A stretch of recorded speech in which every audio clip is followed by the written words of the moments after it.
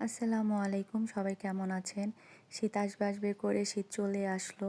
আজকে কয়েকদিন যাবৎ প্রচুর পরিমাণে শীত পড়তেছে। তো আমি চিন্তা করতেছি এত শীত ঢাকাতে, তাহলে যারা গ্রামে থাকে ওইখানে যেন কী অবস্থা। তো শীত মানে হচ্ছে মজার মজার শীতের সবজি পাওয়া যায়। এছাড়া হচ্ছে শীতের পিঠা। শীতকালে অনেক শীতের পিঠা পাওয়া যায়। শীতের সিজনে আসলে পিঠা খাওয়ার মজাটাই অন্যরকম।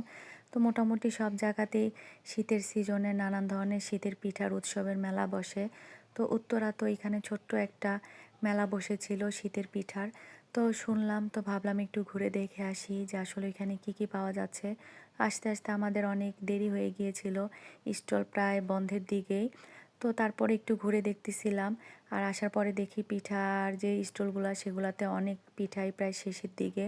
তারপরে একটু ঘুরে দেখতেছি, পিঠার সাথে এখানে অনেকগুলো আরও স্টল ছিল, জুয়েলারি, থ্রি পিসের দোকান, বিছানার চাদরের দোকান, এছাড়া নানান ধরনের কসমেটিক।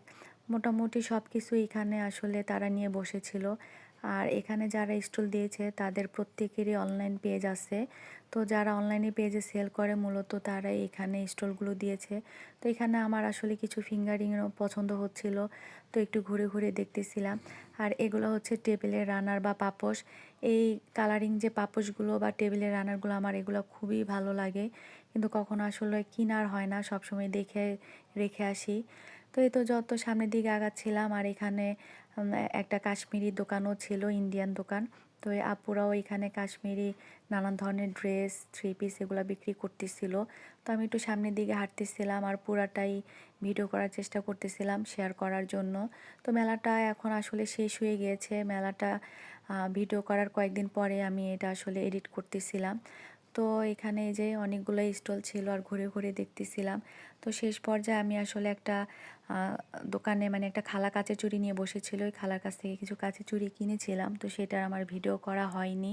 তো এই যে এখানে অনেক টাইপেরই থ্রি পিস, কসমেটিক সব কিছুই আছে। শীত মানে শীতের পিঠা, শীতের মেলা এগুলাই থাকবে।